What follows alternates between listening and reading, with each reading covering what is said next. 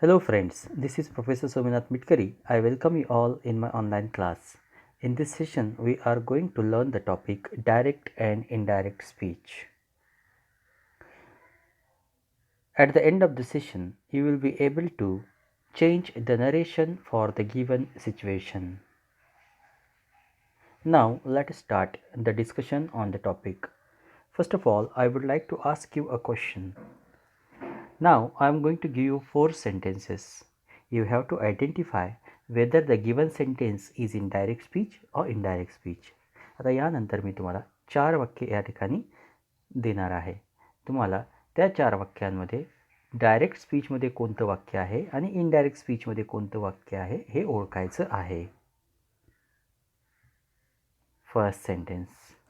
Ramesh said to Ganesh, into inverted comma, I am going to play now. Inverted comma, close. Second sentence. Teacher said, into inverted comma, students, complete this assignment now, full stop, inverted comma, close. Raju informed his father that he was going to participate in singing competition, full stop. Teacher told the student that there would be holiday the next day, full stop. I hope you are ready with your answers. मला खात्री आहे तुमच्याकडे आता तुमची उत्तरे असतील. तुम्हाला direct किंवा इनडायरेक्ट स्पीच हे वाक्य डायरेक्ट स्पीचमध्ये आहेत की इनडायरेक्ट स्पीचमध्ये आहेत हे ओळखायचं आहे. Okay, the first sentence is in direct speech. Second sentence is also in direct speech. Third sentence is in indirect speech. And fourth sentence is in indirect speech. So, how did you analyze that the first sentence is in direct speech and third sentence is in indirect speech? Yes, in the first sentence you see the things like comma, inverted comma, right? पण याच्याही पलीकडे दुसरं एक sine ते असं असतं की direct स्पीचमध्ये बोलणाऱ्याचे शब्द जसेच्या तसे दिलेले असतात. The words of speaker are given as it is in direct speech. And in indirect speech the speaker's words are given indirectly by someone else. बोलणाऱ्याचे शब्द इनडायरेक्टली तिसऱ्या व्यक्तीकडून कळतात, म्हणून त्याला इनडायरेक्ट स्पीच म्हटलं जातं. पहा, direct speech. I am going to play now. Who is speaking that? Ramesh is speaking. मग रमेशचे शब्द जसेच्या तसे दिलेले आहेत. दुसऱ्या वाक्यामध्ये teacher said students complete this assignment now. मग हे शब्द कोणाचे आहेत? Students complete this assignment. Yes, टीचरचे शब्द जसेच्या तसे दिलेले आहेत. मात्र तिसऱ्या वाक्यात Raju informed his father that he was going to participate in singing competition. So Raju informed his father that he was. Who is he? He is Raju. Okay, तो कोण? राजू. आणि आता हे वाक्य सांगणारा कोणीतरी तिसराच सांगतोय की राजूने त्याच्या बाबांना सांगितलं. म्हणजे राजूचे जशीच्या तसे शब्द इथे दिलेत का? नाही. आणि म्हणून this is indirect speech. Teacher told the student that there would be holiday the next day. टीचरने स्टुडंटला काय म्हणालं हे तिसरा व्यक्ती सांगतो आहे, म्हणून हे या ठिकाणी इनडायरेक्ट स्पीच आहे. Now we have to learn how to change direct speech into indirect speech किंवा इनडायरेक्ट स्पीचचं डायरेक्ट स्पीच कसं करायचं, डायरेक्टचं इनडायरेक्ट आणि इनडायरेक्टचं डायरेक्ट स्पीच कसं करायचं हे आपल्याला शिकलं पाहिजे. Let us understand this with this sentence. या सेंटेन्सच्या माध्यमातून आपण पाहूया की डायरेक्ट स्पीचचं इनडायरेक्ट स्पीच करत असताना नेमके कोणते बदल होतात. So first sentence is in direct speech. कशावरून करते? आपल्याला कॉमा आहे, इन्व्हर्टेड कॉमा आहे, बोलणारे शब्द जसे तसे त्या ठिकाणी दिलेले आहेत, त्याच्यावरून आपल्याला लक्षात येतं की ते डायरेक्ट स्पीच आहे. खाली इनडायरेक्ट स्पीच आहे, इन्व्हर्टेड कॉमा काढून टाकलेला आहे आणि त्याच्यावरून आणि दुसरी गोष्ट म्हणजेच बोलणाऱ्याचे शब्द तिसऱ्या व्यक्तीने सांगितलेले आहेत. Okay. So indirect speech. So what is the major difference? एकच वाक्य आहे, पहिलं आणि दुसरं दोन्ही वाक्य तेच आहेत. पहिल्या वाक्याचं डायरेक्ट स्पीचचं इनडायरेक्ट स्पीच खाली केलेलं आहे. Ramesh said to Ganesh comma inverted comma I am going to play now full stop inverted comma close. Indirect speech काय सांगताय? Ramesh told Ganesh that he was going to play then. मग आता आपल्याला कोणकोणते बदल या दोन वाक्यांमध्ये दिसतात? What is the difference there?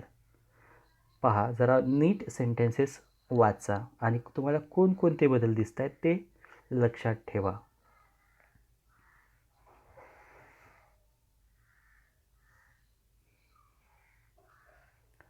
Yes, the first difference is said to. जे वरती सेड टू आहे पहिल्या वाक्यामध्ये त्याच्याऐवजी काय काय घेतलं आहे? सेड टू जे आहे त्याच्याऐवजी काय घेतलं आहे? टोल्ड. तर म्हणजे रमेश सेड टू गणेश असं आहे, ते खालच्या वाक्यामध्ये रमेश टोल्ड गणेश असं आहे. बरोबर. पुढे दुसरा बदल काय दिसतो? Yes, in the above sentence we have inverted comma, right? See there, in the above sentence we have inverted comma, परंतु खालच्या वाक्यामध्ये त्याच ठिकाणी दॅटचा वापर केला आहे, हो की नाही? सो इन्व्हर्टेड कॉमाच्या ऐवजी दॅट वापरलेला आहे. नंतर नेक्स्ट बदल काय आहे पहा.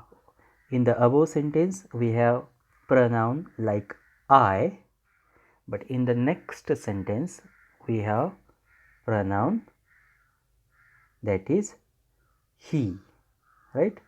The pronoun is he.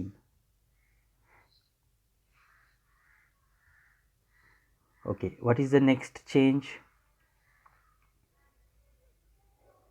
Am going to play. Am going to play. This is am is a verb, okay नाही? मग am going to play च्या ऐवजी काय घेतलं आहे? was going to play. was going to play. Next change is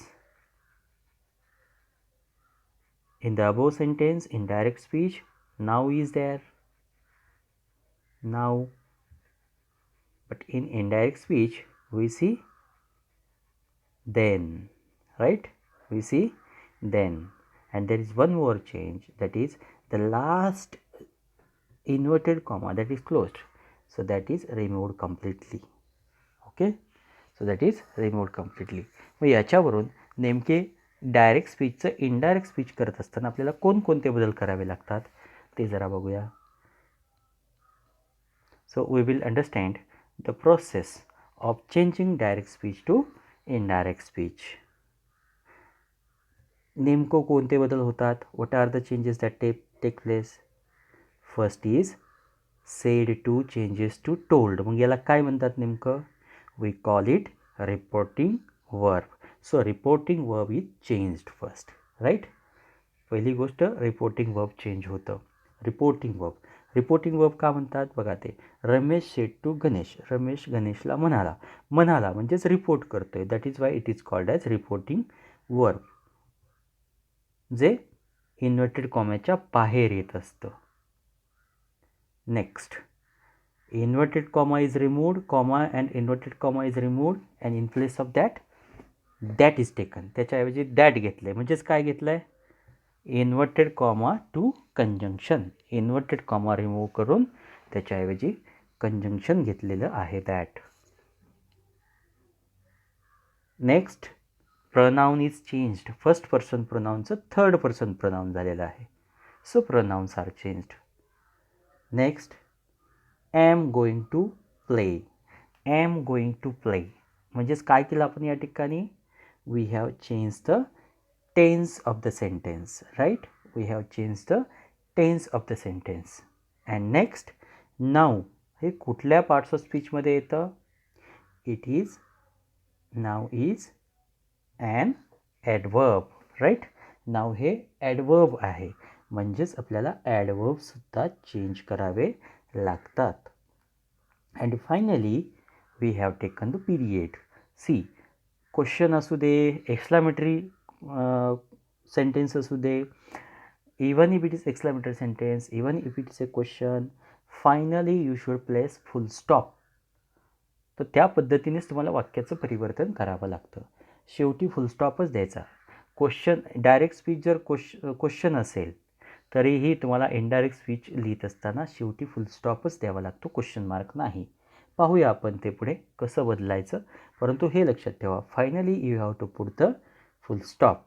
okay, so this is how we have to change direct speech to indirect speech. First of all, you will pay attention to reporting verb, then you will see or you will think about the inverted comma, then pronouns will be changed, then tense, then adverbs, and then period. Means you have to keep these things in mind, you have to remember these things while changing direct speech to indirect speech. पहा, यातलं कुठलंही राहिलं तरी तुमचं वाक्य चुकीचं होऊ शकतं. तर त्यामुळे तुम्हाला या सर्व गोष्टींवरती व्यवस्थित लक्ष केंद्रित करून डायरेक्ट स्पीचचा इनडायरेक्ट स्पीच करावा लागतो. तर मग आपण पाहूया रिपोर्टिंग वर्ब नेमकं कधी घ्यायचं, कशाच्या आधारे आपण टोल्ड घेतलं किंवा दॅट हे कंजंक्शन घेतलं आहे. तर इन्व्हर्टेड कॉमाच्या ठिकाणी सर्वच ठिकाणी दॅट येतं का, हो की नाही, किंवा आयचं हीच का झालं, आय हे प्रनाऊन आहे त्याचं हीच का घेतलं, शी का नाही घेतलं, इट का नाही घेतलं, किंवा आयचं आय का नाही ठेवलं, किंवा टेन्स बदलला आहे, I am going to continuous tense आहे त्याचा पास्ट कंटिन्युअसच का झाला, नावचं देन का होतं ॲडवर्ब. मग याचे जे काही नियम आहेत ते आता आपण पुढच्या स्लाईडमध्ये पाहूया. So replacing reporting verb and inverted comma. Just note down these points in your notebook.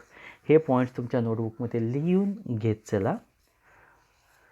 Reporting verb आणि इन्व्हर्टेड कॉमा यांना रिप्लेस कसं करायचं, यांच्याऐवजी नेमकं काय आपण घेतलं पाहिजे ते पाहूया आपण आता.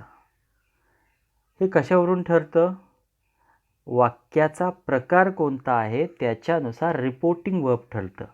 रिपोर्टिंग वर्ब कोणतं, सेड टूच्या ऐवजी आपण टोल्ड घेतलं होतं की नाही, तर ते कशावरून ठरतं, तर वाक्याचा प्रकार कोणता आहे. वाक्याचा प्रकार म्हणजेच इन्व्हर्टेड कॉम्यामध्ये जे वाक्य दिलेलं आहे त्याचा प्रकार कोणता आहे.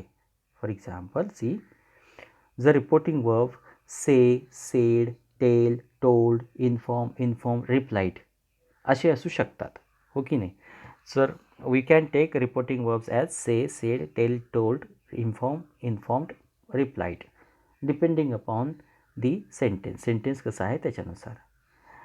जर असर्टिव्ह सेंटेन्स असेल तर त्या असर्टिव्ह सेंटेन्समध्ये इन्व्हर्टेड कॉमा काढून दॅट टाकायचं. इन्व्हर्टेड कॉमा काढून दॅट टाकायचं. Sentences that are declarative sentences, जे डिक्लेरेटिव्ह असतात, असर्टिव्ह असतात, ते जर वाक्य असेल, पहा इथे पहा, आय लाईक धिस मूवी, हे जे वाक्य आहे I like this movie, he said to me, comma inverted comma, I like this movie, full stop, inverted comma, close. तर या वाक्यात पहा, सेड टू हे रिपोर्टिंग वर्ब आहे आणि इन्व्हर्टेड कॉम्यामध्ये दिलेलं जे वाक्य आहे I like this movie, the sentence in inverted comma is assertive sentence, ते आहे असर्टिव्ह सेंटेन्स, हो की नाही. मग या असर्टिव्ह सेंटेन्स असल्यामुळे आपल्याला सेड टूच्या ऐवजी टोल्ड आपण घेतला आहे. बघा, रिपोर्टिंग वर्ब हे कशावरून ठरतं, टोल्ड हे कशावरून घेतलं आपण, इन्व्हर्टेड कॉमामध्ये दिलेलं वाक्य कोणत्या प्रकारचं आहे हे पाहायचं. ते जर असर्टिव्ह सेंटेन्स असेल तर say, said, tell, told, inform, replied अशा प्रकारचे वर्ब घ्या. टेन्स पहा कोणता आहे त्याच्यानुसार चेक करा. सेड टूचा टेन्स पास्ट टेन्स आहे म्हणून टोल्ड घ्या. जर तिथं सेज टू असतं तर तुम्ही ते टेन्स घेतलं असतं, बरोबर आहे. मग आता या ठिकाणी सेड टू आहे म्हणून त्याच्याऐवजी टोल्ड घ्या. तेही कधी घ्यायचं, दोघंही, बोलणारा आणि ज्याला बोललं जातं आहे ते दोघेही जर दिलेले असतील तर टोल्ड घ्या, अन्यथा सेडच ठेवा. ओके. जर he said comma inverted comma I like this movie असं असतं तर तुम्हाला ही सेड एवढंच म्हणावं लागलं असतं आणि पुढे दॅट आणि पुढचं वाक्य लिहावं लागलं असतं. ओके. तर आता आपण पहिलं सेड टूच्या ऐवजी टोल्ड घेतलं, इन्व्हर्टेड कॉमा काढून त्याच्याऐवजी कंजंक्शन दॅट घेतलं. का? तर इन्व्हर्टेड कॉम्यामधील वाक्य असर्टिव्ह सेंटेन्स आहे. पुढचं पहा, वर्बल क्वेश्चन. वर्बल क्वेश्चन म्हणजे कोणता? If the question is yes no type question, that time how we should change the reporting verb. So if question is there, question असेल म्हणजेच एक्झाम्पल बघा, जर क्वेश्चन असेल आणि एक्झाम्पल चेक करा, त्या क्वेश्चनमध्ये he said to me, do you like this movie. Do you like this movie हा प्रश्न आहे का? तर हो, तो नक्कीच प्रश्न आहे. मग जर प्रश्नार्थक वाक्य असेल तर अशा वेळी रिपोर्टिंग वर्ब हे आस्क किंवा आस्क्ड, इन्क्वायर्ड किंवा क्वेश्चन्ड अशा प्रकारचं घ्यायचं. Okay, your reporting verb should be ask or asked, inquired, questioned like this. उदाहरणार्थ पहा, he said to me, do you like this movie. Okay, direct speech काय सांगतं? डायरेक्ट स्पीचसाठी मी तिथे डी लिहिले आहे बघा. डी म्हणजे ते डायरेक्ट स्पीच आहे. He said to me, do you like this movie. Question आहे म्हणून सेड टूच्या ऐवजी इनडायरेक्ट स्पीचमध्ये काय केलं आहे? He asked. How it is changed? Said टूचं काय केलं? आस्क्ड केलं. म्हणजे क्वेश्चन विचारताना आस्क्ड असं लिहायचं. आणि इन्व्हर्टेड कॉमाच्या ऐवजी काय लिहिलं आहे चेक करा, इफ. ग्रीन कलरमध्ये दिसतंय तुम्हाला. इन्व्हर्टेड कॉमाच्या ऐवजी इफ असं लिहिलं आहे. इफ का घेतलं आहे पहा, कारण वर्बल क्वेश्चन असेल तर कंजंक्शन हे इफ घ्यायचं, दॅट घ्यायचं नाही. If the question is verbal question then you should take the conjunction if. Verbal question कशावरून लक्षात येतो? If your sentence starts with the verb किंवा ॲक्झिलरी वर्ब, सहाय्यकारी क्रियापद किंवा वर्बने जर तुमचं क्वेश्चन सुरू होत असेल तर याचा अर्थ ते वर्बल क्वेश्चन आहे. इथे पहा, डू हे सहाय्यकारी क्रियापद आहे आणि त्या प्रश्नाचं उत्तर येस किंवा नोमध्ये असतं. Do you like this movie? Yes. Do you like this movie? No. Okay नाही, येस किंवा नोमध्ये त्याचं उत्तर असतं. तर असे जर प्रश्न असतील तर कंजंक्शन हे इफ किंवा वेदर घ्या. WH टाईप क्वेश्चन्स पहा. आता WH type question reporting verb तेच राहतील, ask, asked, enquired, questioned. Conjunction मात्र बदलेल. WH वर्ड जो असतो ना तेच कंजंक्शन घ्यायचं. इथेही दॅट घ्यायचं नाही किंवा इफ घ्यायचं नाही. इथे WH वर्ड म्हणजेच WH वर्ड कोणता? जो प्रश्न विचारण्यासाठी सुरुवातीला वापरलेला आहे तो. He said to me, comma into inverted comma, which movie do you like. Which movie do you like. आता याच्यात पहा, विच हा WH वर्ड आहे. खालच्या वाक्यामध्ये चेक करा, इनडायरेक्ट स्पीचमध्ये, he asked me which movie I liked. Okay, which movie I liked. तर काय केलं आहे, इथं डॅट घेतलं नाही, इफ घेतलं नाही. इन्व्हर्टेड कॉमाच्या ऐवजी विच हा जो सुरुवात केलेला जो आहे शब्द, प्रश्न सुरू केलेला शब्द WH वर्ड तोच घेतलेला आहे, विच. ओके, शेवटी मात्र फुल स्टॉप दिलेला आहे, हे लक्षात घ्या. Next is imperative sentence. Imperative म्हणजे आज्ञार्थी वाक्य.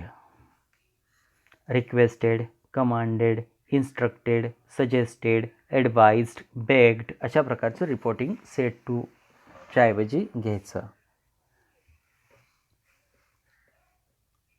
टू किंवा नॉट टू असं आपण कंजंक्शन घेतो इम्परेटिव्ह सेंटेन्ससाठी. टू कधी जर पॉझिटिव्ह सेंटेन्स असेल तर, आणि नॉट टू कधी जर निगेटिव्ह सेंटेन्स. निगेटिव्ह म्हणजे डोंटने जर सुरुवात होत असेल वाक्याची, डोंट, तर नॉट टू घ्यायचं. ओके, आणि डू किंवा डायरेक्ट एखाद्या क्रियापदाने सुरुवात होत असेल तर टू घ्यायचं. पहा, he said to me watch this movie. He said to me watch this movie. हे इथे वॉच दिस मूवी हे काय आहे? It is a suggestion. पहा, यातलं आपल्याला योग्य ते निवडायचं, योग्य ते रिपोर्टिंग वर्ब निवडायचं. त्याने सजेशन केलं आहे म्हणून आपण इथे काय लिहितो आहे, ही सजेस्टेड मी. ओके, आता इन्व्हर्टेड कॉम्याच्या ऐवजी टू घेतलेलं आहे. टू आणि त्यानंतर वॉच दॅट मूवी. आता वॉच धिस मूवीचं वॉच दॅट मूवी झालं. हे सजेशन आहे आणि सेंटेन्स पॉझिटिव्ह आहे, हो की नाही? आणि म्हणून आपण टू हे घेतलं, टू हे कंजंक्शन घेतलं. दुसरं वाक्य पहा, he said to me comma into inverted comma don't watch this movie. आता इथे डोंट वापरलेलं आहे आणि म्हणून आपण इन्व्हर्टेड कॉमाच्या ऐवजी इनडायरेक्ट स्पीचमध्ये नॉट टू असं घेणार आहोत. So he suggested me not to watch that movie. Okay, now the final one, exclamatory sentences म्हणजेच उद्गारवाचक वाक्य. If your sentence is exclamatory, then your reporting verb should be exclaimed with joy, exclaimed with sorrow, exclaimed with grief, exclaimed with surprise. Okay, आनंद असेल तर Joy, दुःख असेल तर सारो किंवा ग्रीफ आणि सरप्राईज असेल तर एक्सक्लेम्ड विथ सरप्राईज असं लिहायचं. कंजंक्शन काय आहे पहा, कंजंक्शन इज दॅट. दॅट हेच कंजंक्शन तुम्ही या ठिकाणी घ्यायचं आहे. आणि finally example, he said comma into inverted comma what A beautiful picture, exclamatory mark inverted comma close. आता पहा, इनडायरेक्ट स्पीच करत असताना आपण काय काय केलेलं आहे. ही सेडच्या ऐवजी एक्सक्लेम्ड विथ सरप्राईज असं म्हटलं आहे. व्हॉट अ ब्युटिफुल पिक्चर, पुढे पिक्चर पाहिलं आहे आणि त्याला सरप्रायझिंग गोष्ट आहे ती, त्या व्यक्तीसाठी आश्चर्य वाटते त्याला की किती सुंदर पिक्चर आहे, हो की नाही? आणि म्हणून आश्चर्य त्याचं आपल्याला इनडायरेक्ट स्पीचमध्ये दाखवायचं आहे. कसं? विथ सरप्राईज हा शब्द टाकून. ही एक्सक्लेम्ड विथ सरप्राईज, त्यानंतर इन्व्हर्टेड कॉमा काढून त्याच्याऐवजी दॅट टाकायचं आणि व्हॉट अ ब्युटिफुल पिक्चर हे एक्सक्लामेटरी सेंटेन्स आहे. त्याचं आपण काय केलेलं आहे, असर्टिव्ह सेंटेन्स केलं आहे. असर्टिव्ह सेंटेन्स करायचं, इट वॉज अ व्हेरी किंवा it was a beautiful picture, full stop असं लिहिलं तरी चालेल. फक्त बाकीचे टेन्सेस वगैरे चेंज करायचे आहेत, ते आपण कसे करायचे ते शिकूया. आता या चारही वाक्यांच्या माध्यमातून एक लक्षात ठेवा. पहा, शेवटी प्रत्येक इनडायरेक्ट स्पीचच्या शेवटी तुम्हाला फुल स्टॉप दिसेल. He told me that he liked that movie, full stop. दुसरं, he asked me if I liked that movie, full stop. इथे हा क्वेश्चन होता, do you like this movie question, पण शेवटी फुल स्टॉप आहे इनडायरेक्ट स्पीचमध्ये. तिसऱ्या वाक्यसुद्धा क्वेश्चनच आहे, which movie do you like, पण शेवटी फुल स्टॉपच आलेला आहे इनडायरेक्ट स्पीचच्या. त्यानंतर तिसरं वाक्यात तर फुल स्टॉपच आहे, इम्परेटिव्ह सेंटेन्स फुल स्टॉपच असतो. मात्र एक्सक्लामेटरी सेंटेन्समध्ये एक्सक्लामेटरी मार्क असतो, त्याच्याऐवजी सुद्धा शेवटी फुल स्टॉपच आलेला आहे. एकंदरीत काय, whatever the sentence may be, we have to change it into assertive sentence. कुठलंही वाक्य असलं तरी त्याला आपल्याला इनडायरेक्ट स्पीच करत असताना असर्टिव्ह सेंटेन्स म्हणजे सब्जेक्ट वर्ब ऑब्जेक्ट या रचनेमध्येच त्याला मांडावयाचे असते. So okay friends, I hope that you have understood this session. I am going to make a new video for the remaining part of this session. So you must watch the second part of this session in order to understand direct and indirect speech completely. Thank you very much. Have a nice time.